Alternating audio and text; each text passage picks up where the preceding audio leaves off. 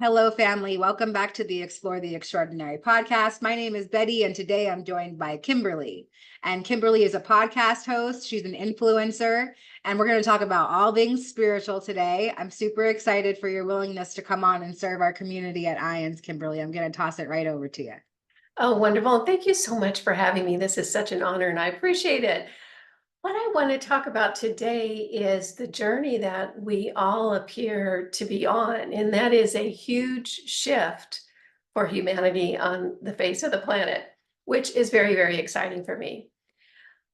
I became very interested in near-death experiences, the whole spiritual reality of who we are as humans, and what this world is really made of decades ago. It was a fascination for me, and I quickly began reading everything I could get my hands on, from Raymond Moody to channelers in the 30s, 40s, and 50s to near-death experiencers. This was when Dr. Evan Alexander came out with his book.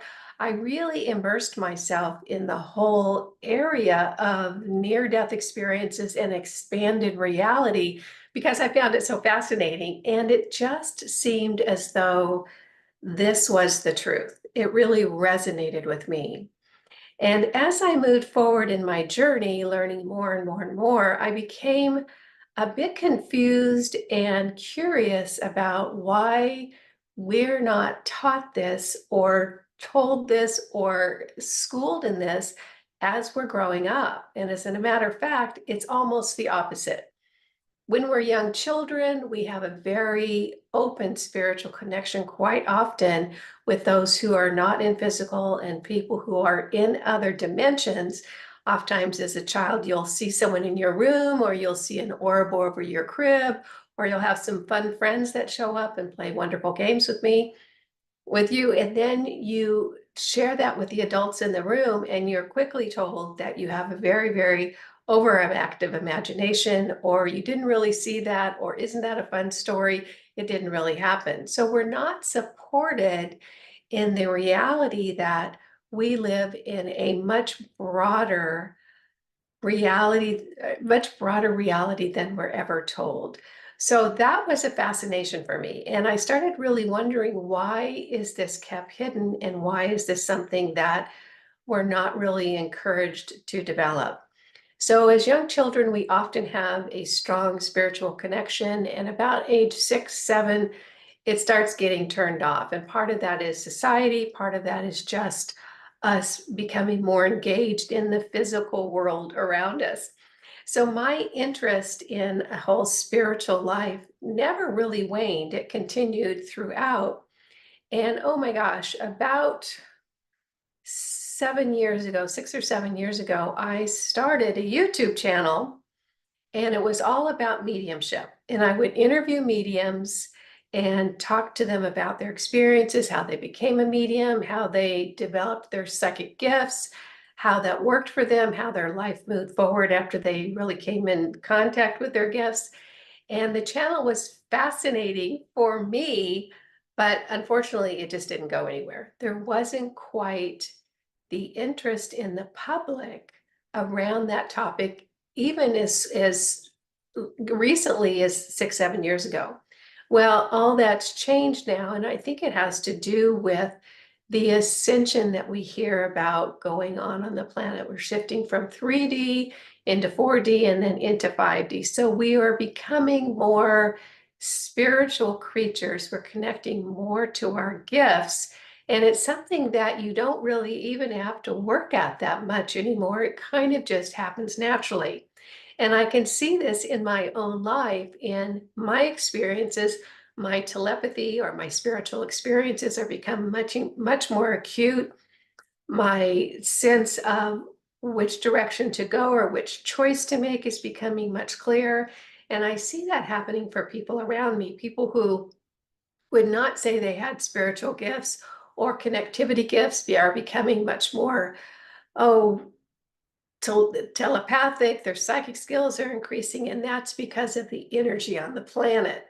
So right now we're in the middle of this huge shift of humanity, where we're becoming much more aware of the spiritual component of our existence here on the planet. which brings up the question for me of why was this suppressed? Why was this information hidden? Why is this information not supported? And of course, that opens up a whole new can of worms to really understand what the dynamics is on Earth and how the planet has evolved. And then we get into areas of perhaps this suppression was intentional. Perhaps the full onboarding of our spiritual gifts was something that wasn't in favor of maybe certain agendas on the planet. And that's kind of what we're seeing right now. And the fact that a lot of the systems around us, whether it's the healthcare system or the monetary system or the governmental system, or even state and local governments seem to be fracturing a little bit and falling apart, is an indication to me that we are searching for and reaching for a higher level of beingness on the planet, something that's more supportive of the human, that is more encouraging of our true nature, which is a very spiritual nature, and more supportive of a humanistic view of the world instead of maybe a corporate view of the world or a governmental view of the world. And that's really where I came in with the current channel I'm doing on YouTube. I have a channel called Journey to the New Earth, where we really talk about the dissolution of the old systems and stepping into the new systems and what that means for us. So that particular question of where are we headed, how are we going to get there, understanding the systems that were in place that really did not support humanity, but maybe supported corporate profits, that maybe supported control systems, that maybe supported governments that did not have the citizens' best interests at heart. We're seeing those kind of fall away, and we're really stepping into what I see as a golden age of humanity. So that's my story. That's why I'm here today, and I appreciate you letting me share. Wow, thank you so much. You shared a lot. And so I want to try to get into maybe some of the details of that. One of the things that I heard you say was you started kind of gobbling up this information around near-death experiences, spiritual expansion. I'm wondering, was there some sort of catalyst that awoken you to start seeking out this information?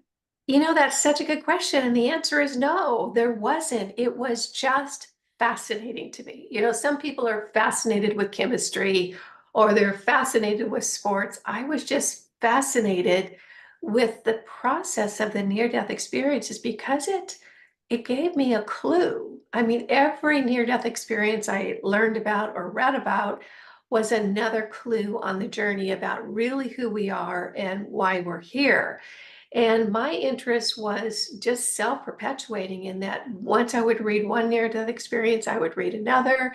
And then I became interested in the whole concept of life in between lives and the expanded nature of who we are as humans really fascinated me. So there wasn't a catalyst other than my own curiosity. Love that. Thank you for sharing. So you also said something about 3D, 4D, 5D, and I'm wondering if you can explain that to the audience, what those different levels mean. Yeah, that becomes a much broader topic, and I'll kind of just give a very 101 explanation of that right now. Earth is one reality system in an infinite number of reality systems. Earth is a school, it's a tough school that we choose to incarnate on in order to learn harder lessons. And the dimensional fabric of Earth for a long, long time was what we call 3D, three-dimensional reality system. And each dimension has its own rules or parameters within which you work. 3D is a very dense reality system, and it has to do with the energy available, how quick energy moves, and how much light is in the reality system.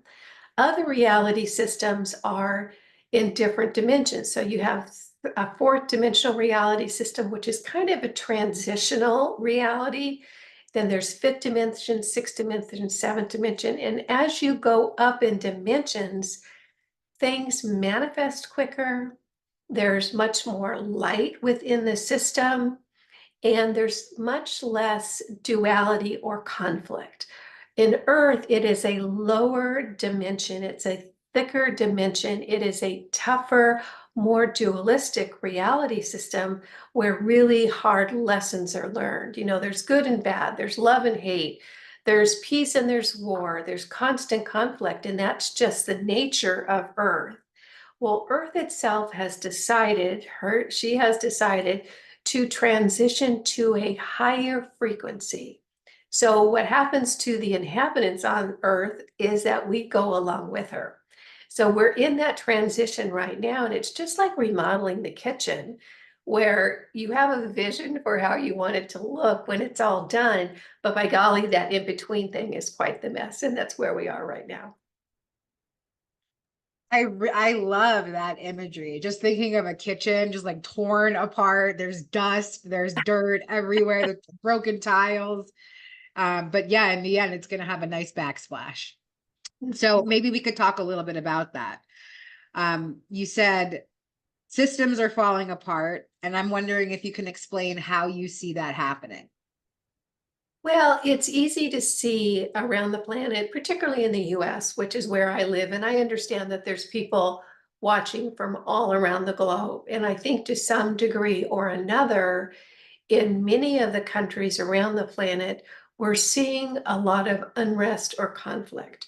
There seems to be a difference of opinion about how humanity should move forward, whether it's a controlled system or whether it's a system based on freedom.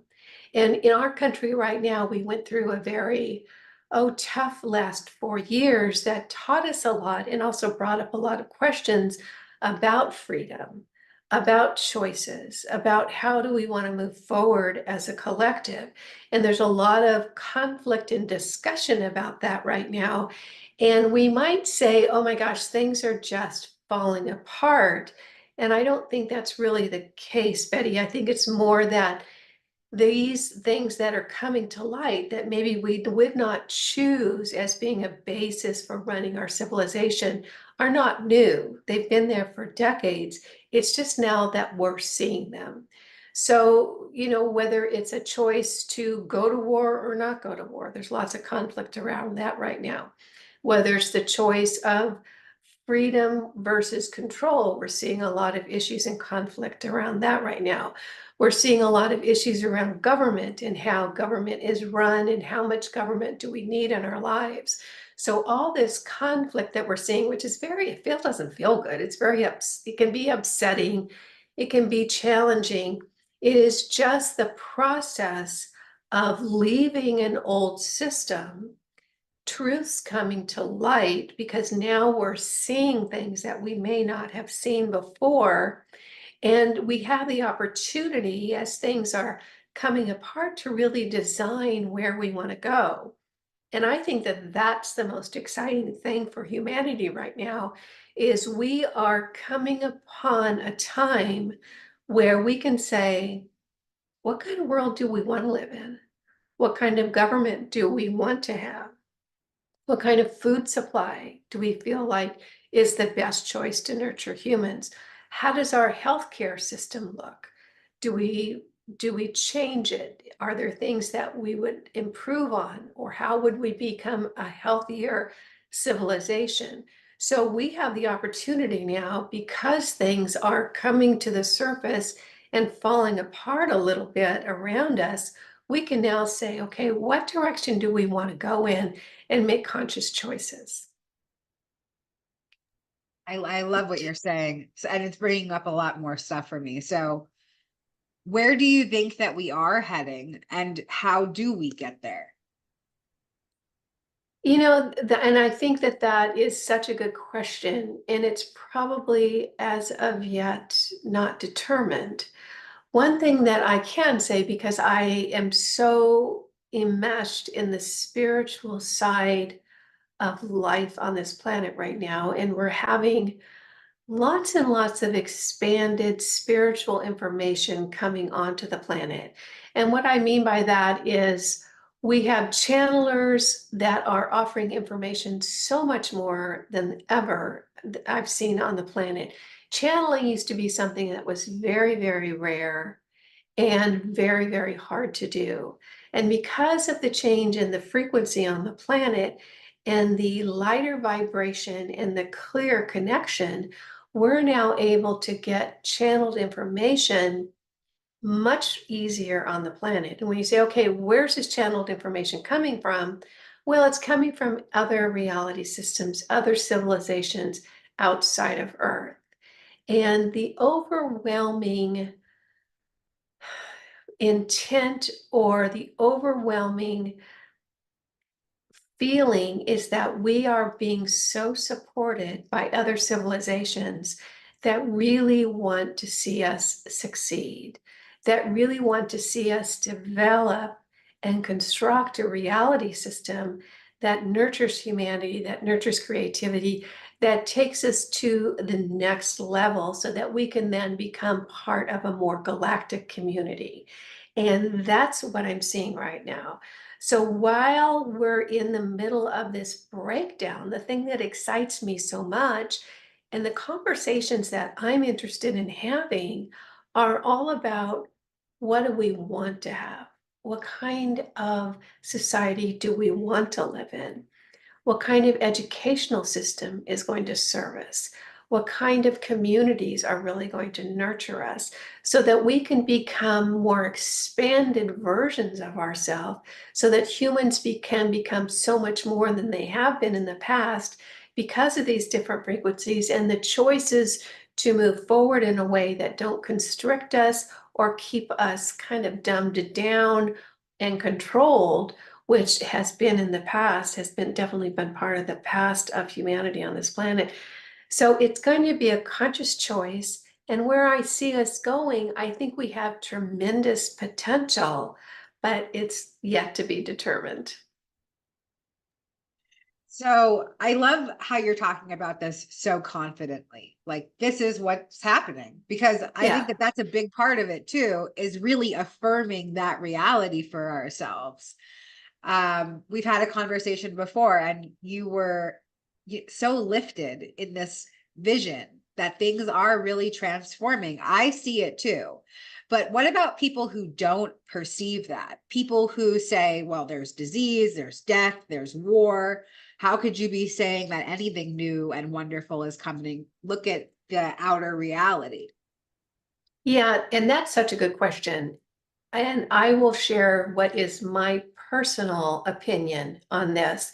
And it is derived from so much information, not only from channelers and from psychics and from mediums, but just, looking around the globe and seeing what's happening.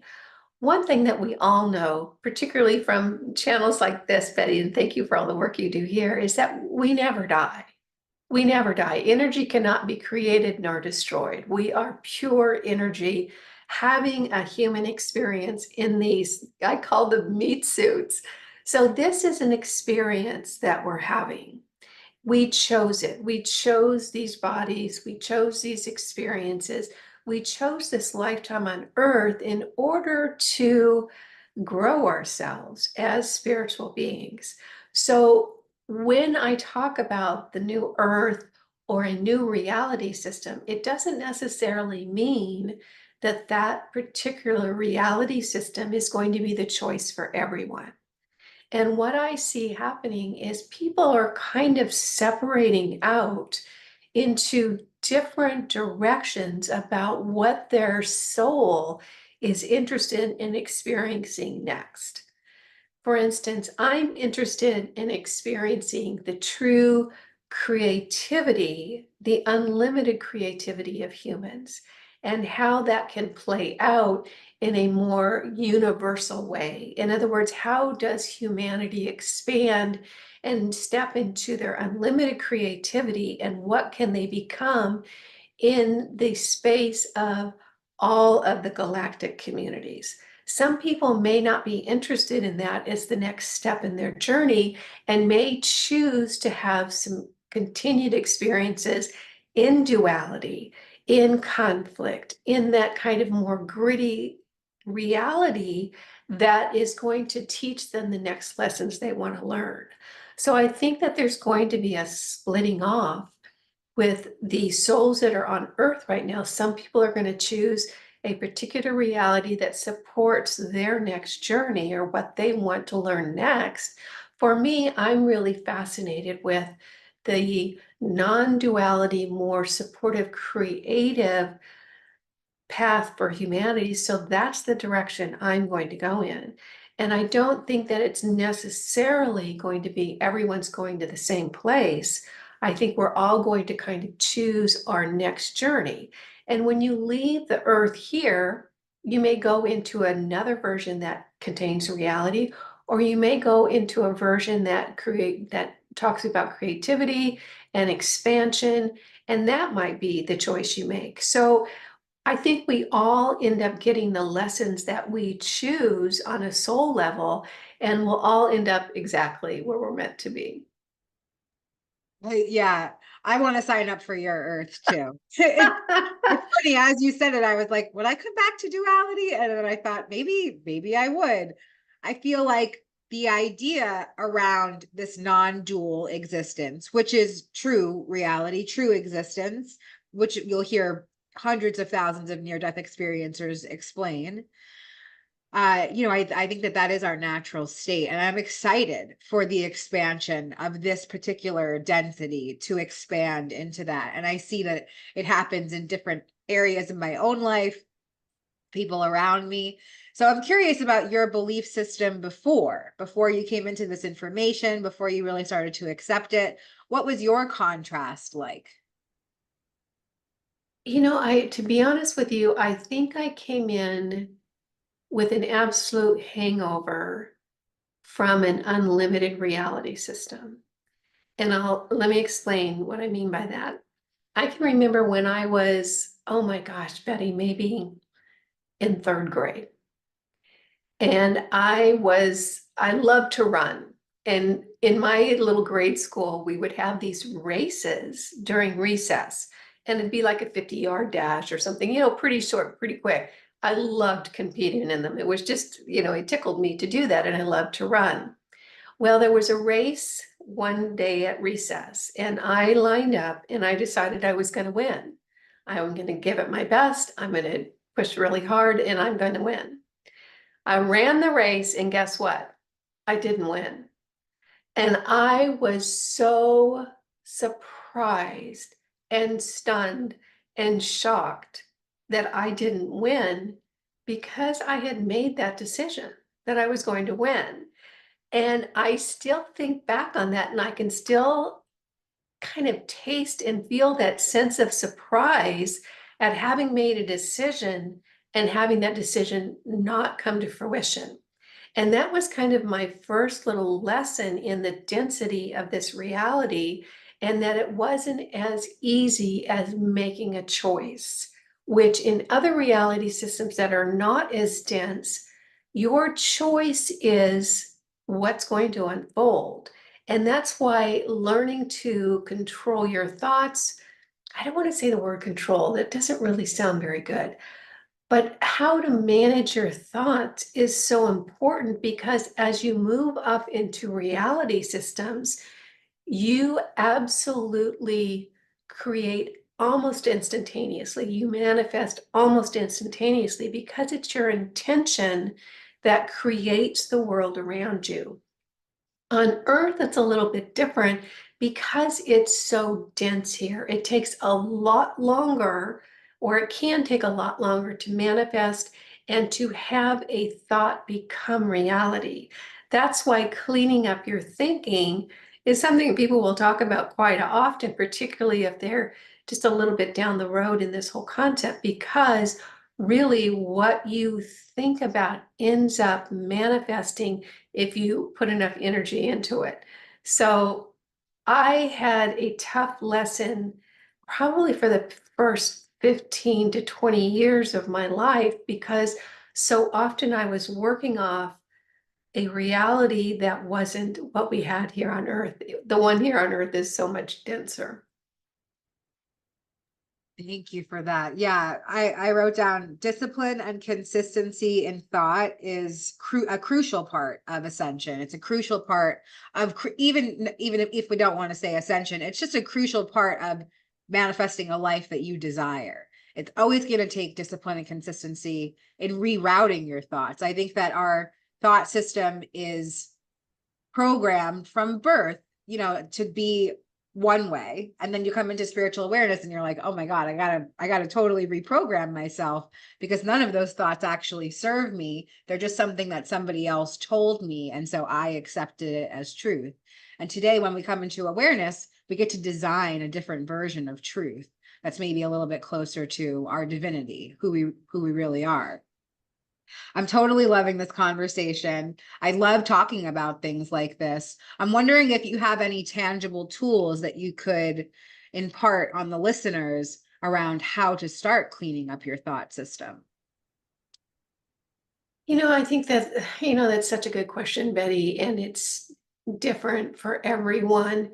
Some people come across their spiritual gifts with no effort, they just do. And then other people have a spiritual awakening through something like a near-death experience, which I think is profound. And I love the fact that a soul will make that decision to grant that life a near-death experience in order to kind of shift the direction or open up potentials or open up that person's spiritual abilities and have them see things a little bit differently. And the fact that we have so many, I mean, hundreds of thousands, if not millions, of incredibly well documented near-death experiences in my world is there's everyone is a clue, everyone is breadcrumbs. And learning from those people who've had those experiences that come back and tell us this is what it's like when we're not in these is the beginning of changing how you see yourself and how you see your world. And that can start a process by where you all of a sudden 6 months, 12 months, 18 months down the road, see things differently. Maybe you begin meditating. Maybe you begin saying no to things that in the past really didn't feel good, but you said yes to because you thought you were supposed to. Maybe you start pursuing something that's interesting to you. Maybe it's art, or maybe it's a sport, or maybe it's gardening, something that speaks to your soul. I think anything that we can do to get back in touch with that very essence of ourselves. And we can look back when we were younger and know that we had a much clearer perception of what we were innately than we often do after 20, 30 years of programming on this planet. So in my mind, anything that you can do that supports that inner voice, that supports that desire within you is just going to help you on your journey. And for me, and Betty, maybe it's the same way for you. People we're shifting our very frequencies, our energy systems within our bodies are shifting. And what I see is people becoming much more in touch with what works for them, with what feels good, with being able to make a decision based on, is that something that I want to participate in? It's little things like that. And of course, then you get into meditation, then you maybe get into a practice that helps expand your awareness. Anything that you can do that gives you that kind of warm, yummy feeling inside, that's for me, that's the right direction. Really love what you're saying. And there's a little part of my mind that wants to play devil's advocate just to continue the conversation around it. So I totally 100% absolutely agree with you. I just want to make that clear. I know that even in my own life, everything is a story that I'm telling myself. My old story is not my new story. But what about somebody who is in a really dense old story? So let's say that there's somebody listening and they're impoverished, they're dealing with some sort of addiction, they're dealing with some sort of grief that they can't get over, something really dense and hard. And we're talking about, well, find that warm, happy feeling, but they can't see it at all. What would you say to Yeah. somebody who's dealing with something like that? That, thank you for that question. It's such a good question and it's such a good point. My personal opinion is that we happily step into the next important lesson. And I can remember in my own life, Betty and I talked about this before we came on, when things were not that rosy in my life. And if someone had said to me, "Oh, just choose something warm and fuzzy," I would have wanted to like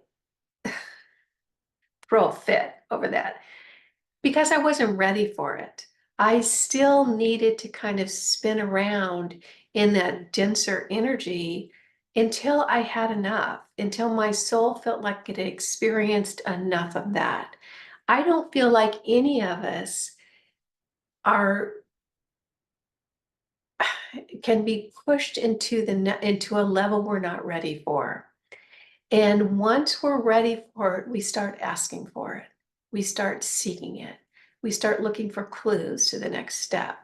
If someone is still there, if they're still in that very dense experience, and it brings up nothing but anger when you talk to them about having a more expanded, lighter, happier life, that's because they're not done with that lesson yet. That's my opinion.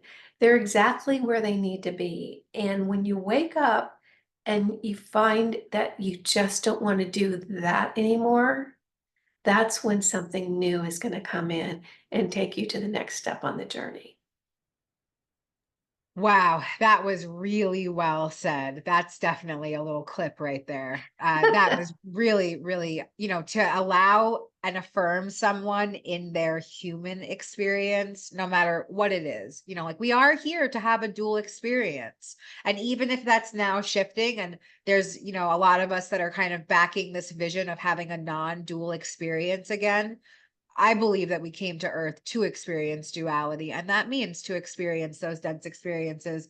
And I love the way that you just phrased that, to allow them to have it until they decide that they're done having it. And I think that Yeah, that's autonomy, that's spiritual autonomy. Allow yeah, the person to experience it for as long as they want.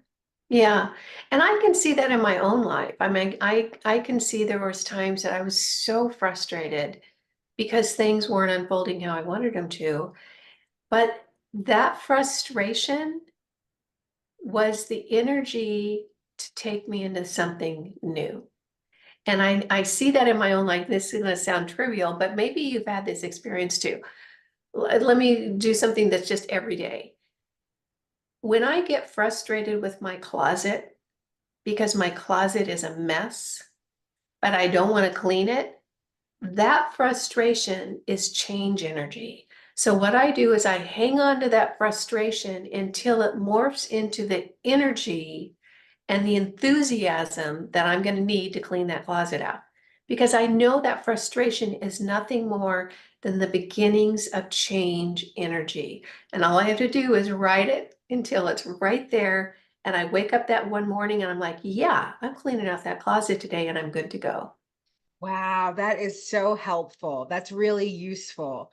I have definitely had many, many similar experiences, and I just had some great imagery come into my mind as you were saying it, just kind of picturing this ball of frustration, this ball of anger, this ball of discontent, and then imagining that kind of morphing into this tidal wave of change and solution. And that is the ascension. That is 3D to 5D. That's like stagnation to taking action. Yeah, I've enjoyed this conversation so much today. I just want to see if there's anything else that you'd like to share to feel more complete about our time together. Well, there is one thing I want to say, and you might feel the same way, Betty. I know that you've had such a profound journey in this incarnation, and you have gone through some really hard, dark stuff and painful stuff. And boy, you are you have come out of it in a way that is so inspiring and fun to watch. And I imagine that your soul is just having a blast with this incarnation because you've gone through so much. And I don't want to say that life here on earth is not worth living. It absolutely is. And what I want to say is that even though I have had challenges in my life, and there's days when I just feel like, oh my gosh, this planet is nuts. Get me out of here. I know the minute I transition, I'm going to be laughing with everyone I know on the other side saying, "Oh yeah, let's go do it again. That was a wild ride." Because when you look at it, even the most painful of times have been so rich with experience in learning. And we learn about love, and we learn about respect, and we learn about appreciation, and we learn about love, loving deeply the experiences that maybe we're not really seeing as being so yummy and vital to our growth. So I think Earth is definitely a wild ride. And I think that once we all transition out, we're going to say that was really worth the time. I absolutely agree with you. I'm so grateful for your mission. I'm grateful for your Earth mission, and I'm grateful for your contribution to our community today. And thank you so much. We'll see you next time. Okay. Thank you, Betty. It's been wonderful. Bye now.